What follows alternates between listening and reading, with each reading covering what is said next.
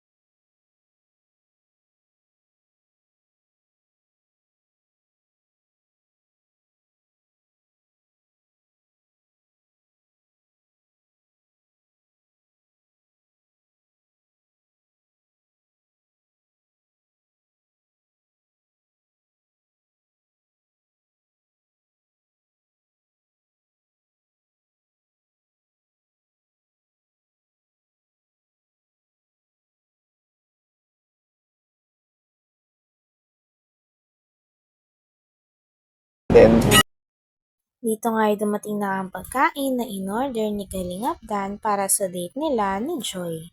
Sabi niya nga na kapag kumakain siya dito ay palagi lang daw neutral ang nararamdaman niya. Pero mali niya daw baka mas lalong sumarap ang mga ulam at mga food doon dahil espesyal ang kanyang kasama. Ganun daw kasi yun kapag mahal mo o kapag importante sa iyo ang kasama mong kumain ay mas masarap kumain. Kaya naman kinilig si Joy sa mga banat ni Kalingap Dan.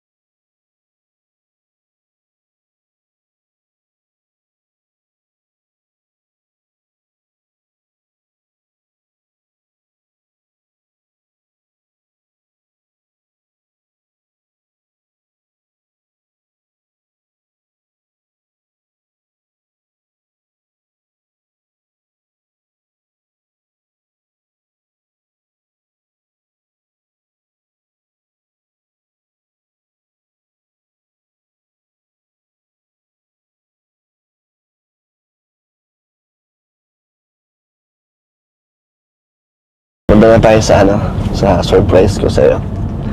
Ready ka na? Ready na po. May energy ka naman. Huwag kang mabibigla ah.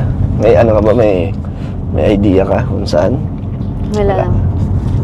Anong iniisip mo na surprise ko na naman sa'yo? Anong Hindi ko rin po alam. ayaw mo na mag-isip. Bahala na. Ano lang to? Ikaw lang ang nakaka-experience na yan. Sa'yo ko lang to, ginawa. Ngayon ko lang to gagawin eh. Parang na-excite din ako.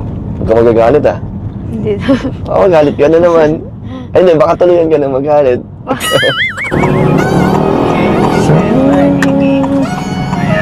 Ano ba, familiar? Oh. Lapit na tayo. Anong memories mo dito? Ikaw mag-alala. Hindi ka naiiyak dito.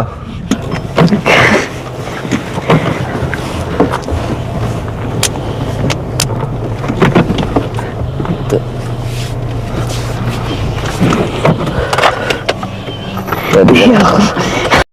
Pagkatapos nga kumain ni Joy at ni Dan, ay nangyari na nga ang surprise na pinakainaabangan ni Joy. Ito pala ay ang dalihin siya muli sa bahay nila Kalingap Dan. This time ay nakausap niya na nga ng maayos ang pamilya ni Dan at grabing welcome na welcome si Joy na pumasok sa bahay at nakilala ang mga kapamilya ni Kalingap Dan doon. Grabe at nakakilig talaga ang moment na yon para sa kanila. Pwede ka na. Hiya ka? Ang dami tao. Tara. Ay.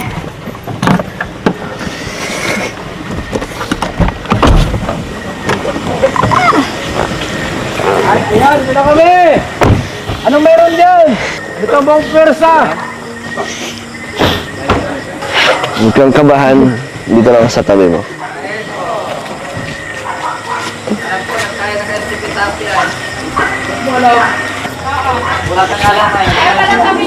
Ito man. Yes po. Oh, si Joy! Nandiyan pala si Joy.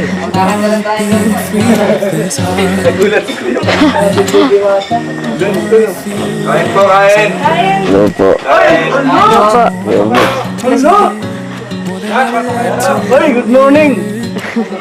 Doon ka sa loob! Tanda yung pagkain doon. Ayan! Ayan! Ayan! Ay, siya.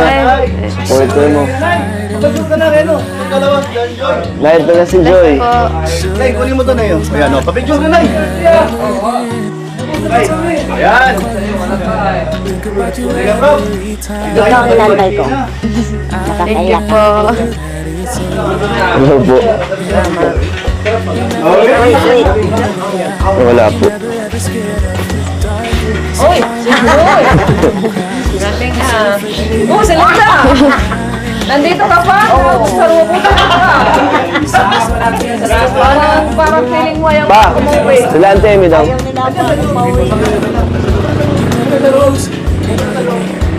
Picture lang daw.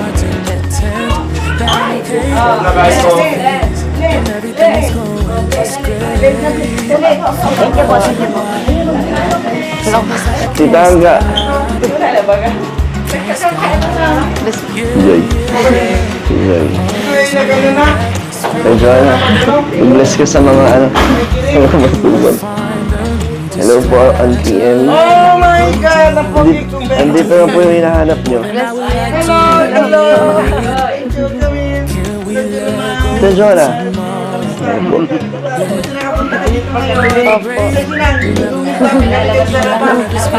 Meron po kanina po. Hindi kami nasa labas. Kaya, hello! Ayan, napogi ko na natin pag yung pamangkin. Pinuntahan namin yun, Pinuntahan namin yun, Hanggang dito na lamang muna ang ating nakakilig, napaka-sweet at talaga namang sobrang pinakainaabangan na love story ni Kalingap Dan at ni Joy.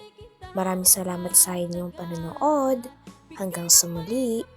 Bye!